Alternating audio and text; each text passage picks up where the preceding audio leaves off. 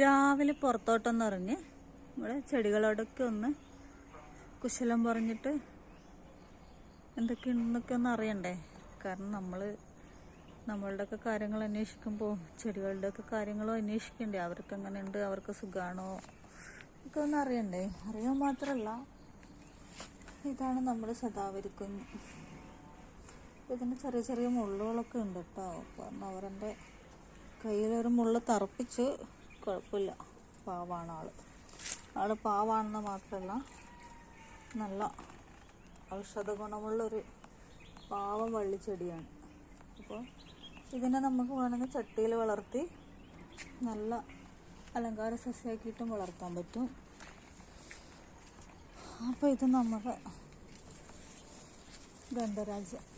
അപ്പോൾ ഇത് ഇടയ്ക്കിടെ ഓരോ ഫ്ലവർ ഇപ്പോൾ ഉണ്ടാവും. കാരണം മഴക്കാലത്താണ് ഏറ്റവും കൂടുതൽ ഫ്ലവർ ഉണ്ടാവുക. അപ്പോൾ ഇതിന് പോലും നല്ല ഗന്ധമാണ്. പേര് പോലെ തന്നെ നല്ല സുഗന്ധമാണ്. അപ്പോൾ അവരൊക്കെ സുഖമായിട്ടിരിക്കുന്നുണ്ട്. ഇത് നമ്മുടെ പേരക്ക ഉണ്ട്, ഇപ്പോൾ ആയിട്ടേ ഉള്ളൂ. അപ്പോൾ ഇത് നമ്മുടെ ഇതാ പഞ്ചാരക്കായ് ഇന്നലെ ഞാൻ കാണിച്ചിരുന്നു. അപ്പോൾ അവരൊക്കെ ഉഷാറാണ്, കുഴപ്പമില്ലാണ്ട് അങ്ങനെ ഇരിക്കുന്നുണ്ട്. ഇതെൻ്റെ റോസമ്മ, സിസിലി റോസാണ്, ഉണ്ടല്ലേ. പിന്നെ പച്ചക്കറികളൊന്നും ഡെയിലി കാണിക്കുന്നതാണ്. അതുകൊണ്ട് തന്നെ അവരങ്ങ് വെറുതെ വിട്ടേക്കാം. ഡെയിലി അവരോട് കുശലം ചോദിക്കുന്നു. ഇതെൻ്റെ കൊക്കോ ചെടിയാണ്.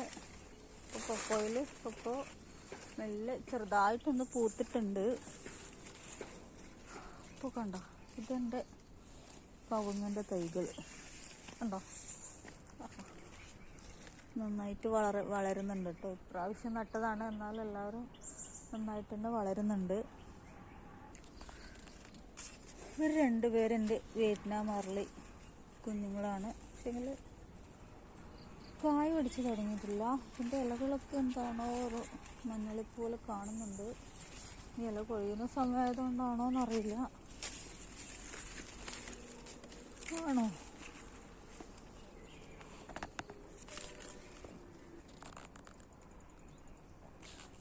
എൻ്റെ അകത്തി ചെടിയാണ്. അത് പൂവിട്ടിട്ടുണ്ടായിരുന്നു. അപ്പോൾ ചെറിയ ചെടി ആയതുകൊണ്ട് തന്നെ കുറച്ച് ഫ്ലവറേ ഉള്ളൂ, കുറച്ച് മാത്രം. അപ്പോൾ നമ്മുടെ വാഴ കൊല കാണുന്നുണ്ടോയെന്നറിയില്ല. ഇതാണിതാ വാഴക്കൊല. ഇപ്പോൾ കണ്ടല്ലോ. അപ്പോൾ ഇതൊക്കെ ഏതാണ്ട് ചെറിയ കൊലയാണെങ്കിലും പഴുക്കാറൊക്കെ ഏകദേശം ആയതാണിത്.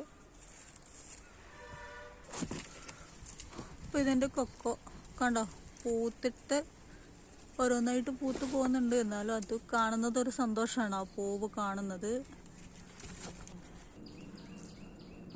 എൻ്റെ സപ്പോട്ടയുടെ തൈയാണ്. ഇടയ്ക്കിടയ്ക്ക് പൂവിടുന്നുണ്ട്, കായ വരുന്നുണ്ട്. പക്ഷേ അതിലൊന്നും പോലും ബാക്കിയാവുന്നില്ല. ഇതാണോ എന്നറിയില്ല. ഇപ്പോൾ വലുതാവുമ്പോൾ ബാക്കിയാവുമായിരിക്കും, അങ്ങനെ പ്രതീക്ഷിക്കാം. ഇതാണ് നമ്മുടെ രാമച്ചം, കേട്ടിട്ടില്ലേ? രാമച്ചത്തിൻ്റെ കുളിരും കസ്തൂരി മഞ്ഞളിൻ്റെ കാന്തിയും. അപ്പോൾ അതിലെ രാമച്ചമാണിത്.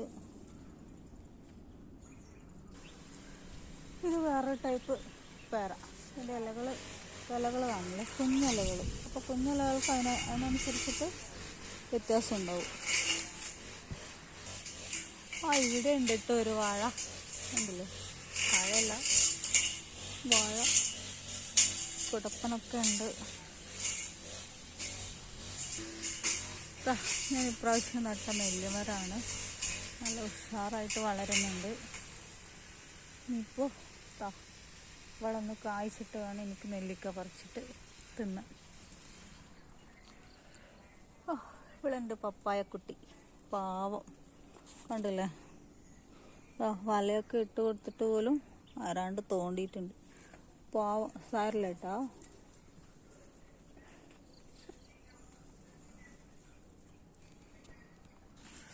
ഇതാണ് രക്തചന്ദനം.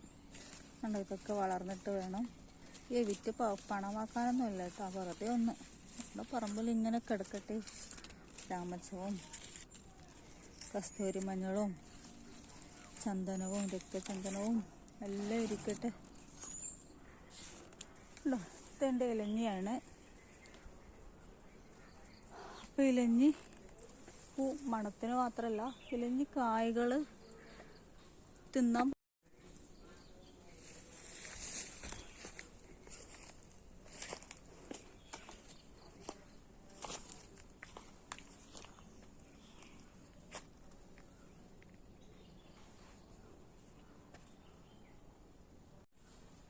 ഇതെൻ്റെ സീതപ്പഴത്തിൻ്റെ തൈയാണ്.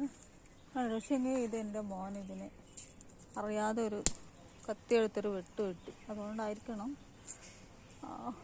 പൂത്തിട്ടില്ല. പിന്നെ അത് വളർന്നു വരുന്നേ ഉള്ളൂ.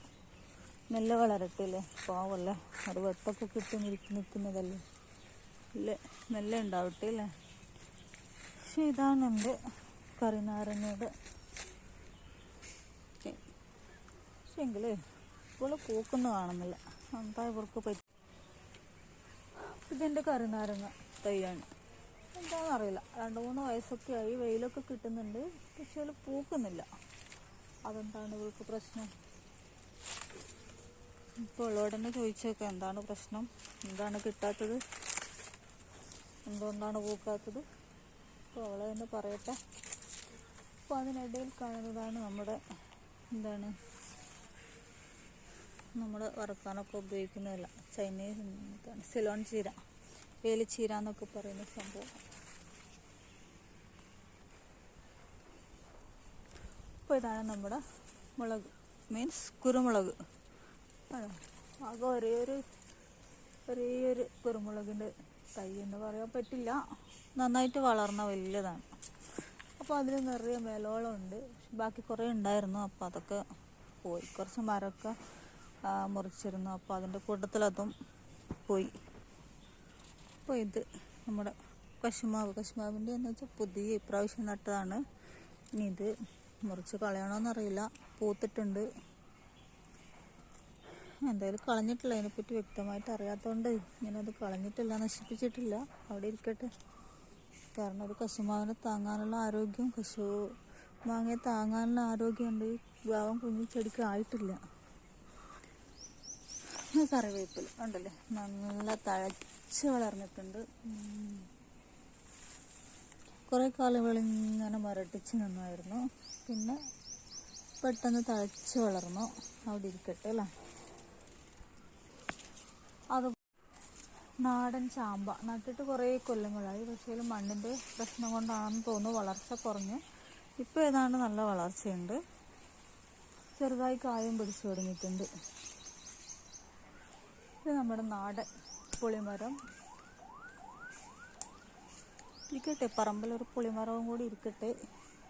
പിന്നെ തെങ്ങ് കവുങ്ങൊക്കെ ഉണ്ട് അങ്ങോട്ടൊക്കെ ഒന്നും പോകുന്നില്ല. അപ്പോൾ അതാണ് എൻ്റെ മുരിങ്ങ മരം. അതായത് 1 2 3 ഉണ്ട്. ഇപ്പോൾ 3 കായ പിടിക്കുന്നതാണ്. അതിലൊക്കെ നിറയെ പൂ പിടിച്ചിട്ടുണ്ട്. അപ്പോൾ ഇത് നമ്മുടെ പാരിജാതത്തിൻ്റെ തൈയാണ്. വലിയൊരു മരം ഉണ്ടായിരുന്നു, അപ്പോൾ അതിനെ എന്തുണ്ടോ മുറിച്ച് കളഞ്ഞു. അപ്പോൾ ഞാനതിൻ്റെ 1-2 തൈകൾ ഇവിടെ നട്ടുപിടിപ്പിച്ചാണ്. അപ്പോൾ പാരിജാതം തിരുമിഴി തുറന്നു എന്നുള്ളൊരു പാട്ടുണ്ട്, കേട്ടിട്ടുണ്ടാവും. പാട്ടിലെ എരിയുന്ന പൂവുണ്ട് തൈ എന്ന് വിചാരിച്ചാൽ മതി. അപ്പോൾ ഇളവയിലൊക്കെ നല്ല ചൂട് വെയിലായി. ഞാൻ മെല്ലെ വീട്ടിനുള്ളിലോട്ട് കയറിപ്പോട്ടെ. ബായ്.